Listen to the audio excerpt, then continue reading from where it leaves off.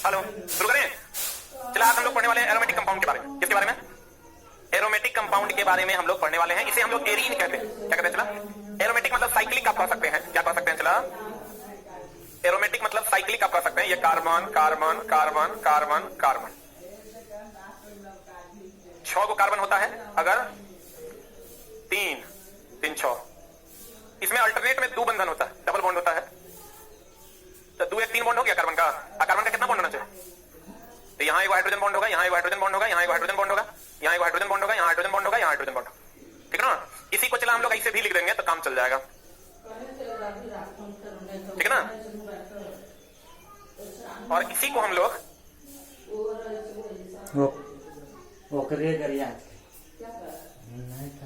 ऐसे भी लिख देंगे तो काम चल जाएगा। ई लिखा हुआ है मतलब ये लिखा हुआ है, ई लिखा हुआ है मतलब ये लिखा हुआ है। बोलो हाँ या ना? सही कि गलत? अब चला, इसको हम लोग बेंजीन कहते हैं। बेंजीन एरोमेटिक का मतलब हो गया साइक्लिक। एरोमेटिक मतलब साइक्लिक। ये साइकिल के रूप में है कि नहीं है? ऐसे है चला तो ये साइक्लिक नहीं है, लेकिन ऐसे है तो साइक्लिक है। एरोमेटिक को एरीन भी कहते हैं और ये साइक्लिक होता है। कैसा होता है? साइक्लिक होता है। इसका पितामह जो है वो बेंजीन है। बेंजीन बोले तो चला C6H6, बेंजीन इसका पितामह। कौन है? चला, बेंजीन इसका क्या है? पितामह। यानी आपको कहेगा एरोमेटिक हाइड्रोकार्बन। हाइड्रोकार्बन तो यही है, क्योंकि हाइड्रोजन और क्या है? कार्बन है। हाइड्रोजन और कार्बन है। एरोमेटिक हाइड्रोकार्बन का पिता कौन है? चला, बेंजीन। एरोमेटिक हाइड्रोकार्बन का दूसरा नाम एरीन है। क्या है? बहुत बढ़िया। अब चला, अगर चला सिग्मा बॉन्ड और पाई बॉन्ड गिनने की बात आए, कौन बॉन्ड कौन बॉन्ड? कोई लड़की वहां खड़ी है क्या? भेजो। सिग्मा बॉन्ड और पाई बॉन्ड, मतलब जब मन होगा तब आएगी तुम।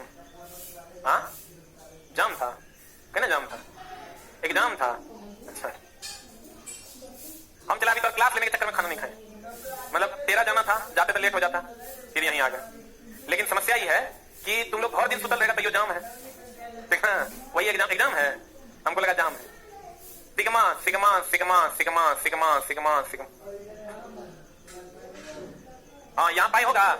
ये सिग्मा, ये पाई, ये सिग्मा सिग्मा सिग्मा पाई। क्या को सिग्मा?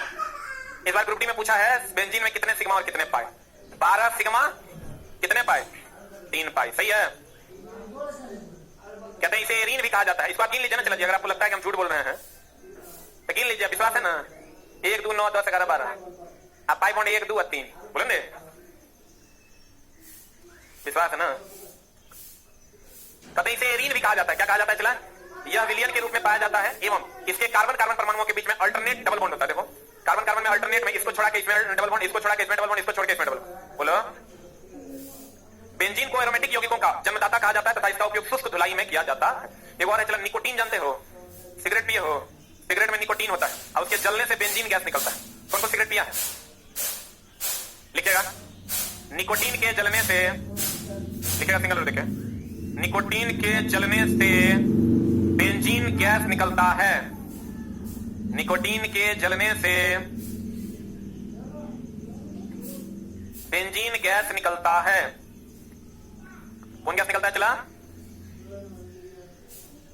अब बताओ, सिग्मा बॉन्ड का है वो, पाई बॉन्ड हाइब्रिडाइजेशन हो जाएगा sp2। अब कैसे होगा हाइब्रिडाइजेशन? जो लोग हाइब्रिडाइजेशन पढ़े उनको पता है, नहीं पढ़े तो नहीं पता चलेगा, हम फिर पढ़ाएंगे। 1 1 2 1 3 है को ना? देखो, किसी एक कार्बन पर गिनना है कि सब पर? एक पर गिनना, 1 2 3। तो सिग्मा बॉन्ड का होगा तो 3 हुआ sp2 हाइब्रिडाइजेशन। तब ना 2 1 3 रहे। sp2 हाइब्रिडाइजेशन की जगह 2 1 कितना? 3। आप फिर आते हैं, चला, इसमें अगर यहाँ पर OH जोड़ दीजिएगा ना, यहाँ पर खाली एक हाइड्रोजन को हटा के यहाँ एक हाइड्रोजन हटा दीजिए, OH जोड़ दीजिए, इसको फिनॉल कहते हैं। यहाँ पर एक हाइड्रोजन हटा दीजिए, OH जोड़ दीजिए, इसको क्या कहते हैं? फिनॉल। क्या कहते हैं? चला, कहते हैं, देखिए, ये फिनॉल है या कार्बोक्सिलिक एसिड है। इसको फिनॉल बोलिए या कार्बोक्सिलिक एसिड बोलिए। CO2 + H2O = H2CO3 बनता है। पीछे ही हम बता चुके हैं, आप कार्बोनिक अम्ल कहते हैं इसको।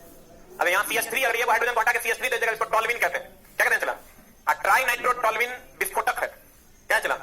कहता है इसका उपयोग TNT, टॉल्विन का उपयोग ट्राइनाइट्रोटॉल्विन नामक विस्फोटक बनाने में किया जाता है। NH2 का उपयोग एनिलीन, इसे किस विधि द्वारा? भाप आसवन विधि द्वारा क्या किया जाता है? शुद्ध किया जाता है। TNT का फुल फॉर्म पूछता है, क्या होता है? ट्राइनाइट्रोटॉल्विन। अगर NO2 रहेगा चला, इसको हम लोग नाइट्रोबेंजीन कहते हैं। क्या कहते हैं इसको? NO2 बोले तो नाइट्रो, आई तो बेंजीन है ना है। कहता है इसका उपयोग ट्राइनाइट्रोबेंजीन नामक विस्फोटक बनाने में करते हैं। टॉल्विन का उपयोग ट्राइनाइट्रोटॉल्विन विस्फोटक और नाइट्रोबेंजीन का उपयोग ट्राइनाइट्रोबेंजीन नामक विस्फोटक बनाने में करते हैं। और नाइट्रोबेंजीन का दूसरा नाम मिर्बेन का तेल है और ट्राइनाइट्रोग्लिसरीन का दूसरा नाम नोबेल का तेल है। आगे पढ़ेंगे हम लोग। ट्राइनाइट्रोग्लिसरीन, नाइट्रोबेंजीन है, इसका दूसरा नाम मिर्बेन का तेल है। और ट्राइनाइट्रोग्लिसरीन का दूसरा नाम जो डायनामाइट बनाने में यूज होता है उसका नाम है नोबेल का तेल। क्योंकि अल्फ्रेड नोबेल ने पहली बार डायनामाइट कौन बनाया? नाइट्रोग्लिसरीन का उपयोग किया था डायनामाइट बनाने में, इसलिए उसको नोबेल का तेल कहते हैं। ट्राइनाइट्रोबेंजीन को कौन तेल? अब COH बेंजोइक एसिड हो जाएगा। इसका उपयोग खाद्य, हम पीछे भी पढ़ाए, खाद्य पदार्थ का परिरक्षण। परिरक्षण मतलब होता है सुरक्षित रखना। परिरक्षण मतलब क्या करना? सुरक्षित। आप फिर Cl अगर लगा देंगे क्लोरोबेंजीन, F लगा देंगे फ्लोरोबेंजीन, बोलेंगे PR लगा देंगे ब्रोमोबेंजीन, CHO लगा देंगे बेंजल्डिहाइड। अल्डिहाइड है ना ये, तो बेंजल्डिहाइड। अब आते हैं DDT, नाम सुने हो? DDT का छिड़काव करते हुए देखे हैं, क्या है वो? कीटाणुनाशक है। क्या है वो? कहता DDT डाइक्लोरो डाइफिनाइल ट्राइक्लोरोइथेन, इसका फुल फॉर्म पूछता है। इसके खोजकर्ता डॉक्टर पाल हरमेन मूलर। यह एक कीटाणुनाशक है, इसे क्लोरल से बनाया जाता है। किससे बनाया जाता है? Benzene hexachloride. इसे चला बेंजीन हेक्साक्लोराइड BHC पाउडर का छिड़काव करते हुए सुने हैं? अनेक आसपास में BHC पाउडर मार दो, कभी कुआं वगैरह में BHC पाउडर गिराते हुए सुने हैं? कीटनाशक है वो। अब चला BHC की अगर हम बात करें, इसको कहते हैं बेंजीन हेक्साक्लोराइड। इसका दूसरा नाम गेमेक्सेन है, इसका एक अन्य नाम लिंडेन है, इसका एक और नाम 666 है। ठीक है, एक नाम हो गया गेमेक्सेन, एक नाम हो गया लिंडेन, एक नाम हो गया क्या? 666। ये सब इसी के क्या है? नाम है। और ये क्या है? चला कीटनाशक है। क्या ये? कहते हैं खोजकर्ता डॉक्टर पाल मूलर, यह कीटनाशक है, इसे क्लोरल से बनाया जाता है। क्लोरल का फॉर्मूला होता है Cl3CHO। अब BHC बेंजीन हेक्साक्लोराइड, इसे गेमेक्सेन कहते हैं। क्या कहते हैं? चला इसका एक अन्य नाम लिंडेन है, या इसी में लिख लो, इसे 666 भी कहते हैं। इसे चला 666 भी कहते हैं। और यह भी एक उत्तम कीटाणुनाशक है। DDT BHC, अब तो चला DDT का छिड़काव नहीं हो रहा, BHC पाउडर का भी छिड़काव नहीं हो रहा, क्योंकि गिद्ध बहुत तेजी से लुप्त होने लगे BHC पाउडर से। आप गिद्ध मर रहा है, पहले छिड़काव बन के भले मर गया, लेकिन चला गिद्ध अगर नहीं है तो इकोसिस्टम में बहुत ज्यादा परेशानी होती है। जैसे कोई भी जानवर के मर जाने के बाद उस जानवर का शरीर जो है कंपोज नहीं हो पाता है। गिद्ध रहता था, कौवा रहता था तो क्या करता था? खा लेता था। लेकिन अभी कोई खाता है क्या? गिद्ध तो तुमको दूर दूर तक नजर नहीं आया। अब कौवा तो मन हुआ था अपना टोप लिया है, वो कौवा नजर आता है, कौवा देखे हुए सालों साल हो जाते हैं। क्योंकि चला ये सब जो लुप्त हुआ है, ये सब DDT के छिड़काव या BHC पाउडर के छिड़काव से हुआ। क्यों? क्योंकि ये अनडाइजेस्टेबल है, इसको डाइजेस्ट नहीं किया जा सकता, तो धीरे धीरे जमा होते होते होते होते होते और ये भारी होता है, जहां डालोगे वहीं बैठ जाएगा। तो सब दोनों के त्रिपक्षी है, तो बहुत बड़ा लीवर थोड़े है, उसके लीवर में जमा होते होते होते होते उसकी मौत होने लगी। और अब जाके जो है सरकार ने इस पर डिसीजन लिया, इसलिए आपको कहीं पर भी BHC या DDT का छिड़काव नहीं मिलेगा। पहले सरकार की तरफ से हुआ, पहले सरकार की तरफ से छिड़काव होता था, आता था पूरा के पूरा BHC पाउडर देता था, कहता था सब जगह डाल दो। आप समझो कि कितना बेवकूफ होता है वैज्ञानिक। वैज्ञानिक को इन सब चीजों पर पहले शोध करना चाहिए, तभी लाना चाहिए। तो मतलब बहुत सारी ऐसी बेवकूफाना बातें हुई जिसके कारण चला अभी भी गिद्ध और वैसे जानवर जो जानवरों के मृत शरीर को खाते थे, वो जानवर दिखाई नहीं देते, बहुत कम मात्रा में दिखाई देते। अब बताइए इसका एक अन्य नाम BHC पाउडर का एक और अन्य नाम क्या है? चला गेमेक्सेन, लिंडेन या 666। RDX का नाम सुना ही होगा, रिसर्च डेवलपमेंट एंड एक्सप्लोसिव। अब चला RDX पहले यूज होता था, अब तो यूज नहीं के बराबर होता है। RDX का उपयोग हमारे दैनिक जीवन में देखने को नहीं मिलता है। RDX अब तो चला यूरेनियम का हथियार बनने लगा। अब जो है अब देखता होगा जितना सिनेमा आ रहा है सब परमाणु बम पे आता है। पहले का जितना सिनेमा आता था ट्रक में RDX अमरीश पुरी का गुंडा सब लेके जाता था, चले जाता था। अब लेकिन ऐसा होता है, अब कभी देखता है RDX नहीं, चरस, गांजा, कोकीन, यूरेनियम, परमाणु बम, इस पर सिनेमा बनता है, क्योंकि अब RDX का उपयोग नहीं करते। सेना अभी भी RDX का उपयोग करती है, लेकिन वो भी चला जो अनडेवलप्ड आर्मी है वो, नहीं तो डेवलप्ड आर्मी RDX समझो कि जितना 50 किलो फोड़ेगा ना, वो जितना चला हीट जनरेट करेगा, उतना 10 ग्राम यूरेनियम फोड़ देगा। तो इतना बड़ा हथियार फेंकना पड़ेगा, हमें आगे से जाके लगाना पड़ेगा। तो वही समझ लो चिपटिया बम, समझा? पहले का सिनेमा समय नहीं देखता था, अमिताभ बच्चन को RDX पे खड़ा करता था, सावधान तुम RDX पे खड़े हो। चला मामला पहले होता था, लेकिन अब यूरेनियम जैसे हथियार आ गए, जो काम हजारों क्विंटल करता है वो कुछ किलोग्राम में हो जाता है। ठीक है, लेकिन इसका भी उपयोग कुछ जगहों पर होता है, जैसे बम वगैरह बनाने के लिए अभी भी RDX का उपयोग होता है। कुछ नहीं है, चला एक्सप्लोसिव है। एक्सप्लोसिव मतलब जो आग को भड़का देता है, जो आग को क्या करता है? बारूद, समझ रहे हो ना? वही बारूद है। रिसर्च डेवलपमेंट एंड एक्सप्लोसिव, इसे प्लास्टिक विस्फोटक कहते हैं। यूएसए में इसे साइक्लोनाइट, जर्मनी में से हेक्सोजन, इटली में से T4, और इसका एक अन्य नाम क्या है? C4। इसको चला याद रट्टा ने मार लेना है। RDX का फुल फॉर्म पूछेगा, research development and explosive. TNT ट्राइनाइट्रोफिनाइल, यह एक उत्तम, यह भी विस्फोटक है, लेकिन पूछता है चला इसका एक नाम है पिक्रिक अम्ल। हाईलाइट करो, इसे पिक्रिक अम्ल के नाम से जानते हैं। कौन अम्ल के नाम से? अब आज चला डायनामाइट। डायनामाइट की अगर हम बात करें, चला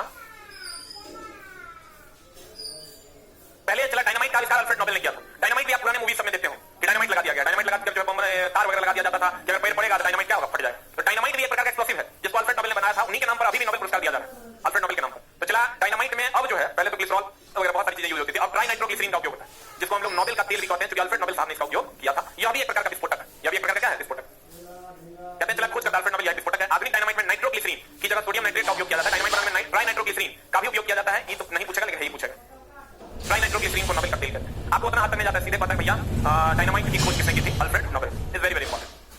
अब बाकी सबका फुल फॉर्म पूछेगा। RDX का फुल फॉर्म है रिसर्च डेवलपमेंट एंड एक्सप्लोसिव, उसी में शब्द को इधर से उधर कर देगा। TNT का फुल फॉर्म ट्राइनाइट्रोग्लिसरीन है, TNT ट्राइनाइट्रोटोल्यूइन है, बोलेंगे ये तो हो गया। चला नाइट्रोबेंजीन को कहते हैं मीथेन का तेल, ट्राइनाइट्रोग्लिसरीन को कहते हैं नोबेल का तेल। अब हम सही प्रक्रिया यहां से चला, हम आपको ऑलरेडी केमिकल बॉन्डिंग में एक बार पढ़ा चुके हैं, लेकिन फिर भी आप यहां अच्छे से देख लीजिए। जैसे ये पता चला संयोजन अभिक्रिया। अभिक्रिया का अलग अलग प्रकार है, ये पता चला संयोजन अभिक्रिया। तो संयोजन अभिक्रिया क्या है? जब दो चीजें आपस में जुड़ती है और एक नए यौगिक का निर्माण कर देती है, जिसे संयोजन अभिक्रिया कहते हैं। एक ही बनाएगा, दो बने रहेगा, दो को जोड़ के या दो से अधिक जोड़ के ये को बनाएगा संयोजन। अब वियोजन की अगर हम बात करें, वियोजन में AB जो है वो टूट के A+B बना देगा। संयोजन में A और B आपस में जुटेगा, ए बी बना देगा। वियोजन में ए बी जुटेगा, ए और बी बना देगा। वियोजन को अपघटन भी कहते हैं, डिसोसिएशन भी कहते हैं, संयोजन को कॉम्बिनेशन रिएक्शन भी कहते हैं। और बताओ इसका उल्टा ये है, इसमें जुड़ के एक होता है, इसमें टूट के दो होता है। ये दोनों एक दूसरे का विपरीत है, बोलेंगे तो देख लो। योगशील अभिक्रिया, संयोजन का मतलब योगशील, इसी को हम लोग योगशील भी कहते हैं। योगशील मतलब जुड़ना कि हटना, एडिशन रिएक्शन। देखिए जब कोई अभिकारक, ये चला इस साइड जो होगा इसको कहते हैं अभिकारक, रिएक्टेंट, अभिकारक। और इधर जो होगा इसको कहते हैं उत्पाद, अभिकारक और उत्पाद।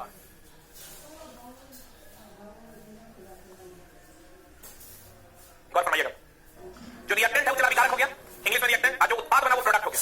क्या हो गया? अब गौर फरमाइएगा, कहते हैं योगशील अभिक्रिया, जब कोई अभिकारक, जब कोई अभिकारक किसी असंतृप्त हाइड्रोकार्बन, देखो चला ये ध्यान रखना, हम बोले थे हाइड्रोकार्बन दो प्रकार का, एक संतृप्त, ट्रिपल बॉन्ड या डबल बॉन्ड जो है वो असंतृप्त है, और सिंगल बॉन्ड संतृप्त। तो सब जो है सिंगल बॉन्ड बनाना चाहता है, ट्रिपल बॉन्ड है वो भी सिंगल बॉन्ड बनाना चाहता है, डबल बॉन्ड है वो भी सिंगल बॉन्ड बनाना चाहता है। जैसे तुम ले लो C2H4, चलिए बोले अगर हमें दो कार्बन से संयोग करता है तो ऐसी अभिक्रिया को हम क्या कहते हैं? योगशील। देखो ये अभिकारक है, इसमें ये संयोग किया है तो ये बना दिया, ये योगशील अभिक्रिया हुआ। इसको हम संयोजन कहेंगे कि वियोजन कहेंगे? आइए पता चला प्रतिस्थापन। प्रतिस्थापन का मतलब होता है एक क्वांटा के दूसरे का जुड़ जाना। प्रतिस्थापन बोले तो एक क्वांटा के दूसरे का जुड़ जाना, बोलेंगे तो तुम गौर से देखो, प्रतिस्थापन भी दो प्रकार के, एकल और द्वि। एक क्वांटा के दूसरा जुड़ा एकल विस्थापन या एकल प्रतिस्थापन, और दो क्वांटा के दो जुड़ा द्विविस्थापन। अब देखो प्रतिस्थापन अभिक्रिया, यहां क्या हुआ? यहां से हाइड्रोजन हटा, बोले नहीं करेगा, और यहां Cl जुटा, यहां से हाइड्रोजन हटा और यहां Cl जुटा। कहता जब कोई अभिकारक, ये अभिकारक हो गया चला, किसी यौगिक के परमाणु को हटाकर अपना स्थान ग्रहण करता है, इसको हटाकर अपना स्थान ये ग्रहण कर लिया, तो ऐसी अभिक्रिया को प्रतिस्थापन अभिक्रिया कहते हैं। प्रतिस्थापन मतलब एक क्वांटा के दूसरे का क्या हो जाना? जुड़ जाना, बोलेंगे। योगशील में जुड़कर एक हो जाना, अब वियोजन में टूटकर अलग हो जाना, बोले नहीं करेगा। एक है बहुलीकरण अभिक्रिया। बहुलीकरण मतलब चला ये बहुत सारे अणु मिलकर एक नए अणु का निर्माण करता है, लेकिन चला ये प्रतिस्थापन अभिक्रिया में एक चीज। एडिशन संयोजन अभिक्रिया मतलब जुड़ जाएगा कि हट जाएगा? जुड़ जाएगा ना। अब प्रतिस्थापन अभिक्रिया मतलब एक को हटा के दूसरा जुटेगा। लेकिन इस में एक सवाल है, सवाल ये है कि कौन जो हटाएगा उसकी अभिक्रियाशीलता और जो हटेगा उसकी अभिक्रियाशीलता में क्या संबंध होगा? तो जो हटाएगा उसकी अभिक्रियाशीलता अधिक और जो हटेगा उसकी अभिक्रियाशीलता कम। जैसे हम अगर इनको हटा के हम बैठ जाएंगे, इसको हम हटा देंगे और हम बैठ जाएंगे, तो मेरी अभिक्रियाशीलता ज्यादा, इसकी अभिक्रियाशीलता कम। अगर हम नहीं हटा पाए, मेरी अभिक्रियाशीलता कम, इसकी अभिक्रियाशीलता ज्यादा, बोलेंगे। अभी यहां बैठा हुआ हम इसको कहेंगे हटो, हम बैठेंगे तो मेरी अभिक्रियाशीलता ज्यादा। अभी नहीं हटा, हम हटा नहीं पाए, इसका मतलब इसकी अभिक्रियाशीलता ज्यादा। तो लिखिएगा जो प्रतिस्थापित करता, लिखिए जो प्रतिस्थापित करता है, जो प्रतिस्थापित करता है उसकी अभिक्रियाशीलता ज्यादा होती है।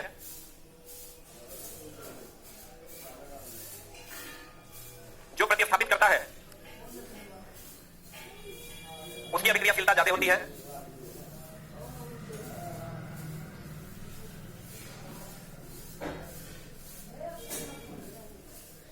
जो प्रतिस्थापित करता है उसकी अभिक्रियाशीलता ज्यादा होती है, और जो प्रतिस्थापित होता है, जो प्रतिस्थापित होता है उसकी अभिक्रियाशीलता कम होती है। उसकी अभिक्रियाशीलता क्या होती है? कम। उसकी अभिक्रियाशीलता क्या होती है? चला कम। सही कि गलत? क्लियर है ना? जो प्रतिस्थापित होगा ये हटेगा यहां से, इसका मतलब कम रिएक्टिव है, हम हटाएंगे तो हम ज्यादा रिएक्टिव। बोलिए अगर ये नहीं हटा इसका हम कम रिएक्टिव है, ज्यादा रिएक्टिव, बोले नहीं करेंगे। अब चला देखिए, कहते हैं एक बार बहुलीकरण अभिक्रिया। कौन अभिक्रिया चला? बहुलीकरण। बहुलीकरण मतलब नाम है बहुलीकरण, इंग्लिश में कहते हैं पॉलीमेराइजेशन। क्या कहते हैं चला? पॉलीमेराइजेशन मतलब बहुत सारे अणु मिलकर एक नए परमाणु का निर्माण कर देगा, बहुलीकरण। जैसे अगर एसिटिलीन का एन अणु मिल जाए और एक नए परमाणु पॉलीथीन का निर्माण कर देगा, इसको कहेंगे चला एसिटिलीन या इथिलीन। सॉरी इथिलीन ना, इथिलीन तो ये हो जाता चला पॉलीथीन। क्या हो जाएगा ये? पॉलीथीन। वही बात यहां लिखा हुआ है, कहता जब छोटे छोटे अणु मिलकर बड़े परमाणु का निर्माण करते हैं तो उसे हम क्या कहते हैं? बहुलीकरण। देखो एन अणु मिलकर ये एन परमाणु का निर्माण करता है, इसको क्या कहते हैं? बहुलीकरण। 3 को मिलकर इसका निर्माण कर दिया, 6 को बना दिया, यह प्रक्रिया क्या कहलाती है? बहुलीकरण मतलब बहुत सारे अणु मिलकर एक भारी परमाणु का निर्माण कर देगा, इसी प्रक्रिया को क्या कहते हैं? बहुलीकरण। और संयोजन में, वियोजन में हटेगा ना। अब प्रतिस्थापन में एक को हटाएगा और दूसरा जुटेगा, जो हटेगा वो कम अभिक्रियाशील और जो हटाएगा वो ज्यादा अभिक्रियाशील। बोलेंगे संयोजन का उल्टा नहीं वियोजन, संयोजन का उल्टा, संयोजन का उल्टा, संयोजन का उल्टा क्या? बताओ कैल्शियम और मैग्नीशियम के बाइकार्बोनेट के कारण अस्थायी के स्थायी, और सल्फेट और क्लोराइड के कारण अस्थायी कठोरता ना। अमृत जल हम लोग पिएंगे नहीं पिएंगे? झाड़ देगा कठोर जल। क्लियर है ना? पक्का। एक चला आवश्यक सूचना है, कृपया ध्यान दें। छुट्टी चला कल जो है नहीं, कल तुम्हारा क्लास होगा ना, ढेर काबिल नहीं बने। क्लास भी हो सकता है, टेस्ट भी हो सकता है, दोनों। और ऑफलाइन में बैच दिए हम, यही बैच ऑफलाइन में भी है। 2023 में अभिक्रिया क्या है चला? इन्होंने अभिक्रिया होता है जब ग्लूकोज को ईस्ट या खमीर की उपस्थिति में, ईस्ट या खमीर की उपस्थिति में तोड़ा जाता है। किसको? ग्लूकोज को। जैसे ग्लूकोज हो गया चला C6H12, C6H12O6, जब ग्लूकोज को खमीर या ईस्ट या जाइमेज एंजाइम की उपस्थिति में, खमीर ले लीजिए, ईस्ट ले लीजिए या जाइमेज एंजाइम की उपस्थिति में तोड़ा जाता है तो यह ethyl alcohol C2H5OH plus CO2 plus H2O बनाता है। ठीक है, जब ग्लूकोज को खमीर ईस्ट या जाइमेज एंजाइम की उपस्थिति में तोड़ा जाता है तो ethyl alcohol plus carbon dioxide plus जल बनाता है। ठीक है, अब आपको क्वेश्चन पूछेगा कि बताइए जाइमेज एंजाइम या ईस्ट या खमीर ये उत्प्रेरक का काम करता है। उत्प्रेरक का काम क्या है? या तो अभिक्रिया की दर को बढ़ा देना या अभिक्रिया की दर को घटा देना, यही करता है। तो चला आपको कहेगा बताइए इथाइल अल्कोहल किस विधि द्वारा बनाया जाता है, तो हम कहेंगे किण्वन विधि द्वारा। इंग्लिश में कहते हैं इसको फर्मेंटेशन विधि। इथाइल अल्कोहल किस विधि द्वारा बनाया जाता है? किण्वन विधि द्वारा, और इंग्लिश में इसको कहते हैं फर्मेंटेशन विधि। ठीक है, अब चला मामला ये है, कहेगा आपको किण्वन विधि में कौन सी गैस निकलती है? CO2। कौन सी गैस निकलती है? CO2। गौर फरमाइएगा, कहते हैं कार्बनिक यौगिक सूक्ष्म जीव या एंजाइम की उपस्थिति में, देखो एंजाइम है यहाँ, या खमीर क्या है? एक सूक्ष्म जीव है। खमीर क्या है? चला एक सूक्ष्म जीव है। सूक्ष्म जीव या खमीर की उपस्थिति में सरल पदार्थों में टूट जाता है। ऐसी परिघटना को क्या कहते हैं? किण्वन का। ऐसी परिघटना को क्या कहते हैं? चला किण्वन। देख लो, ये ग्लूकोज है, ग्लूकोज टूट जाएगा इथाइल अल्कोहल में, अब प्लस कार्बन डाइऑक्साइड। ठीक है, यही घटना किण्वन कहलाती है, जल भी निकलता है। अब एक ऊष्माशोषी अभिक्रिया, एक है ऊष्माक्षेपी अभिक्रिया। ठीक है, एक ऊष्माक्षेपी मतलब हो गया जो ऊष्मा देता हो। ऊष्माक्षेपी मतलब हो गया चला एक्सोथर्मिक, जिसमें A B से अभिक्रिया करता है और AB प्लस ऊष्मा देगा, ये हो गया ऊष्माक्षेपी। आई होता है ऊष्माशोषी जो ऊष्मा ग्रहण करता है। ऊष्माशोषी जो ऊष्मा ग्रहण करता है A प्लस B, हाँ ये AB माइनस ऊष्मा, या इसको आप और एक तरीके से लिख सकते हैं A प्लस B प्लस ऊष्मा इज इक्वल टू AB। ऊष्माक्षेपी जो ऊष्मा देता हो, ऊष्माशोषी जो ऊष्मा ग्रहण करता है। अब ये ऊष्मा प्लस, ऊष्माक्षेपी को प्लस से डिनोट करते हैं और ऊष्माशोषी को किससे? माइनस। किससे कहते हैं? गौर फरमाइएगा, ऊष्माक्षेपी अभिक्रिया, एक्सोथर्मिक रिएक्शन, वैसी अभिक्रिया जिसमें ऊष्मा का उत्सर्जन होता है उसे ऊष्माक्षेपी अभिक्रिया कहा जाता है। गौर फरमाइएगा, वैसी अभिक्रिया जिसमें ऊष्मा का उत्सर्जन होता है ऊष्माक्षेपी अभिक्रिया कहलाता है। ऊष्माशोषी अभिक्रिया वैसी अभिक्रिया जिसमें ऊष्मा का अवशोषण होता है, ऊष्मा का क्या होता है? उसे ऊष्माशोषी अभिक्रिया कहलाता है। या तो इसको प्लस में इस साइड दर्शाएंगे या उस साइड दर्शाएंगे, तो क्या दर्शाएंगे? N आप plus O2 this will gives NO2 आप माइनस ऊष्मा। बोलो हाँ या ना? एक लाइन में ऊष्माक्षेपी जो ऊष्मा देगा, ऊष्माशोषी जो ऊष्मा लेगा। लेकिन चला इधर जो झोल है ना, थोड़ा सा गड़बड़ है। आप क्या गड़बड़ है? ऊष्माक्षेपी एक ऊष्माशोषी, एक ऊष्माक्षेपी और एक ऊष्माशोषी। ठीक है, ऊष्माक्षेपी में जो कुछ रिएक्शन ऐसे आजकल पूछे जा रहे हैं नए ट्रेंड में, जो चला गड़बड़ हो जाएगा, इतना खाली पढ़ा देंगे नहीं बने। उसमें क्वेश्चन पूछ रहा है ना कि पानी का वाष्प में बदलना, यानी वाष्पीकरण, पानी का वाष्प में बदलना। तो वाष्पीकरण जब होगा तो ऊष्मा पहले पानी, अगर मान लो पानी को वाष्पीकृत होना है, समझिए चला इतना ये करके क्वेश्चन डिस्कशन में हम लोग भी टाइम लेकर नहीं बता पाते, क्योंकि 40 मिनट का टाइम चाहिए तो समझाने के लिए। मतलब और इससे पहले आपको ऊष्माक्षेपी ऊष्माशोषी समझाए 5 मिनट, फिर 10 से 15 मिनट इसको समझाए, तब जाके आपको जो है चीजें समझ में आएंगी, तब ना समझिएगा। तो हम लोग डिस्कशन में 10 कम से कम 15 से 20 मिनट चाहिए, जो यहाँ तो दे सकते हैं वहां नहीं दे सकते, क्योंकि वहां 40 से 45 मिनट में 25 क्वेश्चन करवाना होता है। इसलिए चला समझ लीजिए, नहीं तो फिर आपको ये कभी समझने का मौका नहीं मिलेगा। इसको ऊष्मा दे रहे हैं, ऊष्मा लेगा तभी पानी गर्म होगा और गर्म होकर वाष्पीकृत होगा। तो जो गर्म हो रहा है वो ऊष्मा लेगा, लेकर गर्माएगा, और जो ठंडा हो रहा है ऊष्मा देकर गर्माएगा, देकर ठंडा आएगा। क्या जिसको गर्मी दे रहे हैं, अभी इसको पानी को वाष्प बनाना है, तो गर्मी देंगे तब पानी वाष्प बनेगा, यानी ऊष्मा ले रहा है कि दे रहा है? ले रहा है ना। और चला जब ये वाष्प बन जाएगा तो वाष्प से पानी बनाने के लिए फिर इसको ठंडा करना होगा, बोले नहीं करेगा। तो वाष्प से पानी बनाने के लिए ऊष्मा ठंडा कि गर्म, यानी ऊष्मा लेगा कि निकलेगा? चला जी, जो ग्रहण करेगा ऊष्माशोषी और जो त्याग करेगा ऊष्माक्षेपी। बुझा हो ना? बुझा? बताओ हमको, वाष्पीकरण में ऊष्मा लेगा कि देगा? लेगा। ये हो जाएगा वाष्पीकरण। बोला हाँ या ना? वाष्पीकरण है, पानी को वाष्प बनाना, ऊष्मा देना ना पड़ेगा। हो बोलिए। और वाष्प को पानी बनाना संघनन ना, वाष्प को पानी बनाना, तो वाष्प जब पानी बनेगा तो हम संघनन करेंगे। तो वाष्प कब पानी बनेगा? जब ऊष्मा निकालेंगे कि देंगे? तो निकालेंगे तो ऊष्माक्षेपी।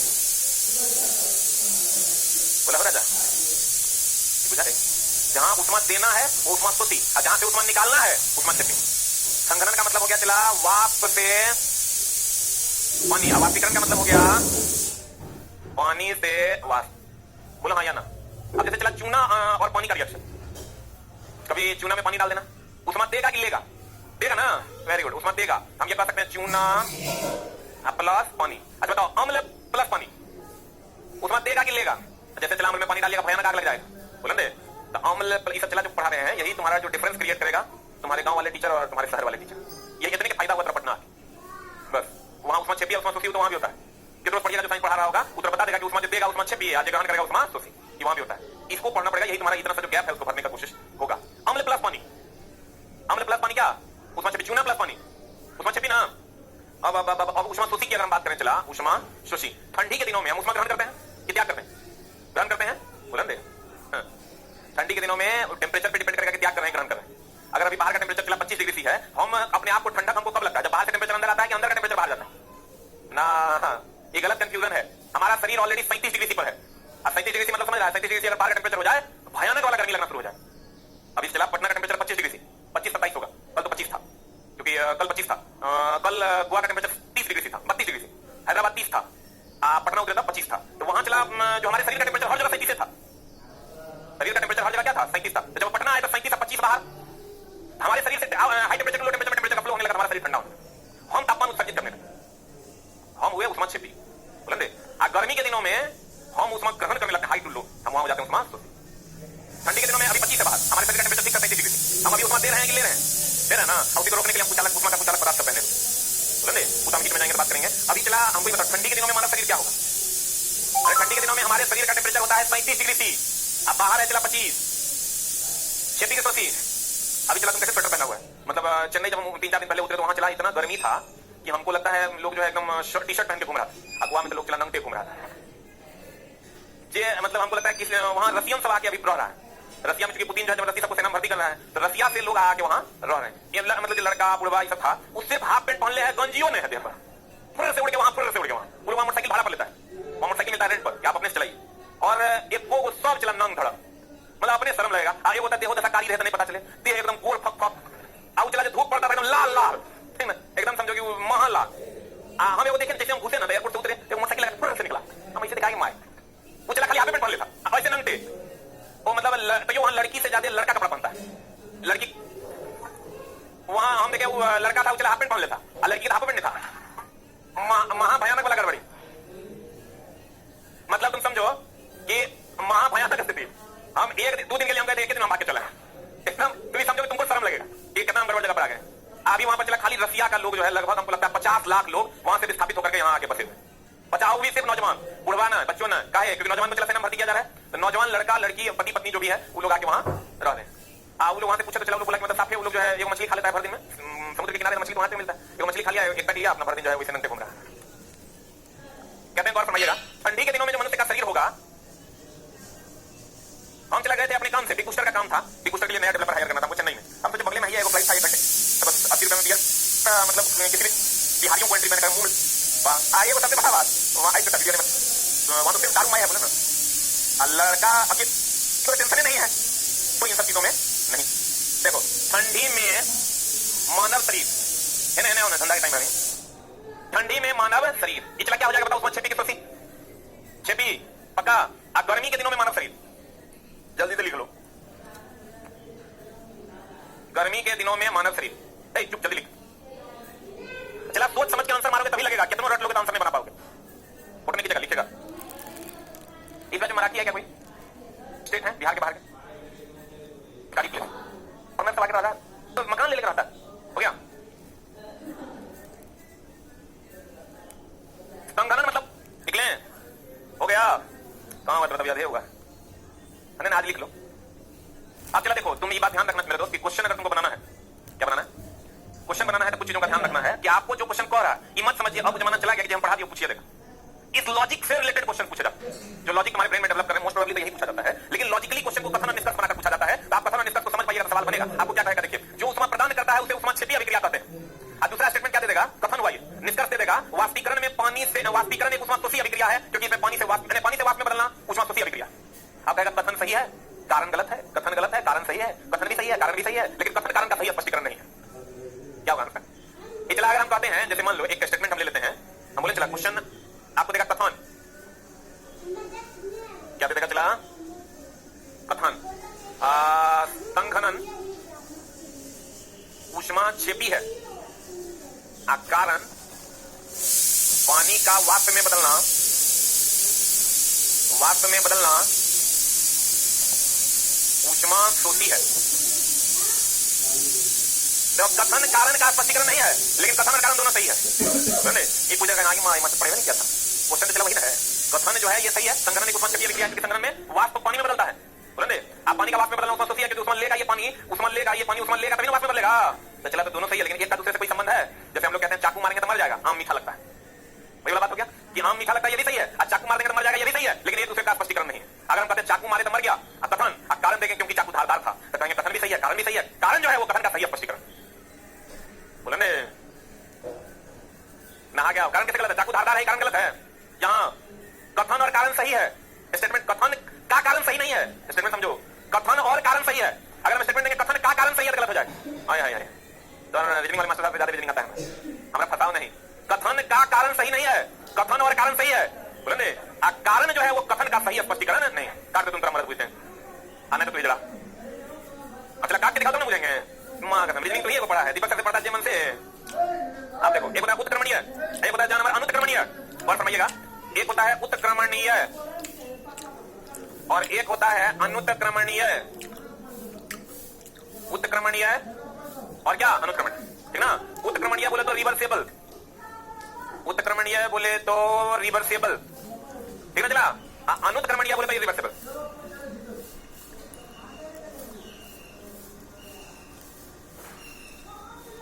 क्या भाई आपका जाम लगेगा, इसे लाइन लगो स्टाफ नहीं हम तो उल्टा नहीं लगता है। ए प्लस बी रिएक्ट करके ए बी बना दिया तो ये भी जो है टूट के ए प्लस बी बन जाएगा, बोले जैसे N2H2 से अभिक्रिया करके NH3 बना देगा तो NH3 टूट करके N2 प्लस H2 भी बना देगा। उत्क्रमणीय रिएक्शन जो होता है चला जी, उत्क्रमणीय रिएक्शन का ये सिंबल है, बोले हाँ की दर्द है, बोलो 2 मिनट बैलेंस कर देंगे इक्वेशन भाई, सब ठीक है। अनुत्क्रमणीय का ये सिंबल है, या तो इसे इसको या तो ऐसे लिखिए या ऐसे लिखिए, वैसे ऐसे लिखते नहीं है। उत्क्रमणीय ऐसे लिखते हैं, उत्क्रमणीय अनुत्क्रमणीय ऐसे लिखते हैं। ये एक ही दिशा में डायरेक्शन, मतलब रिएक्टेंट से इस साइड रिएक्टेंट और इस साइड प्रोडक्ट ना हो, रिएक्टेंट से प्रोडक्ट बनेगा और प्रोडक्ट से रिएक्टेंट भी बनेगा। इसमें भी चला रिएक्टेंट से प्रोडक्ट बनेगा, अब प्रोडक्ट से रिएक्टेंट नहीं बनेगा। यानी गलत पक्का। वीडियो क्यों बना रहा है, हमको बोलना था ऑनलाइन क्लास एक्टिवेट कर देंगे। देखो ये चला रिएक्टेंट से प्रोडक्ट बनेगा और प्रोडक्ट से रिएक्टेंट बनेगा तो उत्क्रमणीय, रिएक्टेंट से प्रोडक्ट बनेगा लेकिन प्रोडक्ट से रिएक्टेंट नहीं बनेगा, अनुत्क्रमणीय। बोलेंगे अब चला गौर फरमाइएगा। उत्क्रमणीय रिवर्सेबल रिएक्शन, वैसी रासायनिक अभिक्रिया जिसमें अभिकारक प्रतिफल दे, ये अभिकारक है, ये क्या दे, प्रतिफल दे, तथा प्रतिफल यानी प्रोडक्ट पुनः रिएक्टेंट दे दे, बोले तो इसे उत्क्रमणीय रिवर्सेबल कहते हैं। देखना रिवर्सेबल का साइन यही ना है। अनुक्रमणीय कहता है वैसी रासायनिक अभिक्रिया जिसमें अभिकारक प्रतिफल दे, ये जो अभिकारक है रिएक्टेंट ये प्रतिफल दे किंतु प्रतिफल पुनः अभिकारक नहीं दे, उसे हम अनुक्रमणीय अभिक्रिया कहते हैं, ठीक है। अब आ जाओ उभय अपघटन है डबल। चलो देखो पहली बार हम जब आप लोगों को बताए होंगे, हम जब पहली बार टर्म जाने थे वो गुरुजी से, लाइसिस का मतलब होता है टूटना, अपघटन। डिकम्पोज का मतलब होता है टूटना, लाइसिस मतलब टूटना, डिकम्पोज मतलब टूटना, बोलेंगे अपघटन, टूटना, डिकम्पोज, डिसोसिएशन, लाइसिस, ये सब एक वर्ड है, बोलेंगे। अगर दोहरा विघटन हो, दोहरा अपघटन, ये सब एक वर्ड, विघटन, अपघटन, लाइसिस, डिसोसिएशन, डिकम्पोजिशन, ये सब का मतलब होता है टूटकर अलग, बोलेंगे। द्विविघटन मतलब दो को टूटेगा, क्या टूटेगा, एक विघटन, एकल विघटन, ये टूटे, बोलेंगे। नाम से ही क्लियर है रे जान हमर, कहता है द्वि डबल डिकम्पोजिशन, जब दो पदार्थ टूटकर अपने समूह का आदान प्रदान करता है तब इसी घटना को उभय अपघटन कहते हैं। देखो दो पदार्थ, एगो NaCl एगो सिल्वर नाइट्रेट आदान प्रदान करेगा, ये Cl इसको दे देगा और ये NO3 इसको दे देगा, बोले ये बना देगा चला NaNO3 और AgCl2, बोले ना नहीं करता है। ये द्विविघटन हुआ कि सिंगल विघटन हुआ, कौन विघटन हुआ, आप देखो उभय अपघटन हो गया, डबल डिस्प्लेसमेंट। विस्थापन भी चला दो प्रकार का होता है, एकल विस्थापन और द्विविस्थापन। अब द्विविस्थापन होगा तो क्या होगा, द्विविस्थापन अभिक्रिया में दो यौगिक परस्पर आयनों का क्या करेंगे, आदान प्रदान। पाइरीन का उपयोग, पाइरीन को ही ना चला किसी कार्बन टेट्राक्लोराइड कहते हैं। ओ देखो चला आग जो है वो 3 प्रकार का होता है, श्रेणी ए, श्रेणी बी, श्रेणी सी, श्रेणी डी, 4 प्रकार का। फायर जो है वो 4 प्रकार का होता है। देखो जैसे वहां ये फायर जो है एक क्लास सी होगा, श्रेणी ए का फायर, श्रेणी बी का फायर, श्रेणी सी का फायर, श्रेणी डी का फायर, बोले चला सब चीज बुझ जाएगा ना। तो जब यहाँ फायर वाला पूरा चेकिंग चल रहा था, मेरे पास आया तो आया चला हम इसको बात हम ही समझा दी, तो बोला नहीं सर आप बहुत सही हो, ठीक बोला, सबको नाम फाइन किया, हमने फाइन कैसे कर दीजिएगा। नीचे हम जो है सीधी फायर लगाए हुए थे, वो बोला कि दिखाइए आप कैसे कहां लगाए हुए हैं, तुमके कोई रूम में तुमको 3 नजर आएगा, एगो इधर, एगो इधर, एगो उधर, ये इधर होगा, 4 होगा, 3000 स्क्वायर फीट, हर 700 स्क्वायर फीट में होना चाहिए, ये रूल है। तो 7 चौका 2800 स्क्वायर फीट में क्या है, 4 है ऑलरेडी लगा हुआ है। तो अगर कोचिंग चलाने वाले नॉर्मल आदमी रहेगा तो ये लगा देगा, वहां दिखा देगा कैसे लगा है, लेकिन चला रूल के हिसाब से गलत है। अगर यहाँ पर आग लग जाती है और किसी व्यक्ति की मृत्यु हो जाती है तो हमारे ऊपर मृत्यु का केस चलेगा। हमने संस्थान में ऐसा नहीं करवाया, इसलिए उस आदमी की क्या होगी, मृत्यु होगी। तो कहते हैं चला 4 श्रेणी की आग होती है। एक होती है यहाँ अगर आइएगा लकड़ी की लगी आग, पेपर में लगी आग, ये कपड़ा में लगी आग, ये श्रेणी ए का आग है। और श्रेणी बी का आग में आइएगा तो पेट्रोल में लगी आग, डीजल में लगी आग, केरोसिन में लगी आग। आप श्रेणी सी में आइएगा तो एलपीजी सीएनजी में लगी आग। आप श्रेणी डी में आइएगा चला जी तो बिजली से लगी आग। समझे कि नहीं। अब चला आपको क्वेश्चन आप इसको समझना चाहते हैं, बहुत आसान है। ठोस, द्रव, गैस, बिजली, जितना भी ठोस में लगी आग है श्रेणी ए का आग है, जितना भी द्रव में लगा आग है श्रेणी बी का आग है, जितना भी गैस में लगी आग है श्रेणी सी का आग है, जितना भी बिजली से लगी आग है श्रेणी डी का। मतलब बिजली के तार में लगी आग श्रेणी डी का था। अब चला ये तीनों जगह पर पानी का उपयोग नहीं करते। बिजली से लगी आग लग जाएगी, पानी डालिएगा, एलपीजी सीएनजी या पेट्रोल से लगी आग में पानी डाल दीजिएगा, आग और क्या हो जाएगा, फर्क जाएगा। इसमें लेकिन चला पानी का उपयोग करते हैं। इसको अगर बुझाना है तो CO2 से बुझाते हैं, CO2 से बुझाते हैं ये दोनों को। पहले इसको लिख लो फिर बतिया। ये समझा कैसे होगा, इसको कभी याद नहीं करना। ठोस द्रव गैस बिजली से लगी आग। ठोस हो गया श्रेणी ए का आग यानी क्लास ए फायर, श्रेणी बी का आग हो गया द्रव, श्रेणी सी का आग हो गया गैस, श्रेणी डी का आग हो गया बिजली से लगी आग।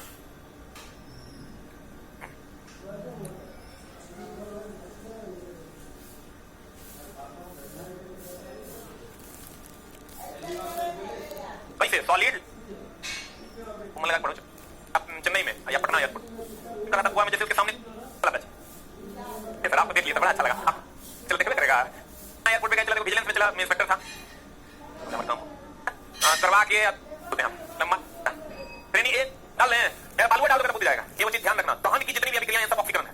बिना अब किसी भी आग को आपको बुझाना है ना तो ऑक्सीजन के संपर्क को तोड़ दीजिए। बोले उसके लिए चला क्या करना होगा, कंबल उठा देना है। जैसे आग लगता है लोग क्या करता है, कंबल उठाते हैं। अब आग लगे चला पॉलिस्टर के बढ़ाने उठा देना ना, मामला गड़बड़ा जाएगा। सूती वस्त्र में आग धीरे से पकड़ता है, बोले, और वो कंप्लीट दहनशील है, जल के राख हो जाएगा। पॉलिस्टर जल कंप्लीट ज्वलनशील नहीं है, वो चला लिक्विड फॉर्म में आ जाता है। तो आप देखते हैं किसी आग लग जाता है कंबल लपेट देता है। आप सिलेंडर में लगे आपको बुझाते हुए देखे हैं, बहुत आसानी से वो कंबल लेकर लपेट दीजिएगा, ऑक्सीजन के संपर्क टूटेगा और वो क्या हो जाएगा, बुझ जाए। बोले भिंगा के ठीक है बोल दिया, माने बेटा भिंगा कितना है। नॉर्मली कोई कंबल लो और ऐसे लपेट दो आग बुझ जाएगी। मेरा पानी में साफे पागल है कि नहीं, एकदम नहीं करना है। चला भिंगा के करना, सीधा कंबल लपेट दीजिए। आप समझ लीजिएगा ऑक्सीजन से संपर्क खत्म, मतलब आग कभी चल नहीं सकता। और ऑक्सीजन से संपर्क लेके चला उसका कंबल लपेटना इतना मर्दों का काम है, इतना आसान है नहीं कि तो आग जल रहा है कहीं फूट गया था। लेकिन ऐसा कुछ नहीं होता। अगर आग उसका गैस निकल रहा है चला तो फूटेगा, जल्दी नहीं तो तुरंत आप उसका कंबल लपेट दीजिएगा। पूरा अगर मिल जाए वो वाला पूरा मुझे फोन वाला पूरा ले जाके चला लपेटना काम हो जाएगा। क्लियर है। अब चला बिजली से लगी आग में, बिजली से लगी आग में चला कार्बन टेट्राक्लोराइड का उपयोग किया जाता, लेकिन ये तो ऑलरेडी लिखा चुके हैं आपको। बोले तो इसी को कथन निष्कर्ष बना के पूछ देगा बना दीजिएगा। बोलिए सॉलिड लिक्विड गैस। अब बताओ जो उस्मान देगा उस्मान छपी जो लेगा उस्मान तो सी। अब बताओ पानी का वाष्पीकरण करेंगे तो लेगा कि देगा। अब बताओ चूना में पानी डालेंगे देगा, अम्ल में पानी डालेंगे देगा ना, पक्का पक्का ना। एक मिनट होल्ड। कल चला आपकी पढ़ाई हो सकता है चांस है कि होगा भी, अब नहीं अगर होगा तो एक प्रोग्राम रखे हम आपकी क्लास में तो डिस्टर्ब भी हो सकता है, क्योंकि कल हम लोग वेलकम बिहार का एक प्रोग्राम इसी क्लास में करने वाले हैं 4 से 5 में। अब उस प्रोग्राम का थाउट क्या है, उसके पीछे का लॉजिक क्या है। एक आदमी और आएगा जिसको आप बहुत अच्छे से जानते हैं, जब आएगा तो फिर बात होगा। नहीं कौन आएगा फिर अभी यहाँ से रिवील नहीं कर सकते, जब आएगा तो बात करेंगे। हम लोग चला बिहार में जो अन्य जगह से लोग आ रहे हैं उनका वेलकमिंग कर रहे हैं, ताकि बिहार को ज्ञान की धरती बनाए रखने में हम लोग अपना योगदान दे सकें। ठीक है। नवादा जो चला नालंदा विश्वविद्यालय जो जाना जाता था ज्ञान की धरती के लिए, लोग चला विदेशों से आया करते थे, यहाँ के आचार्य को करोड़ों रुपया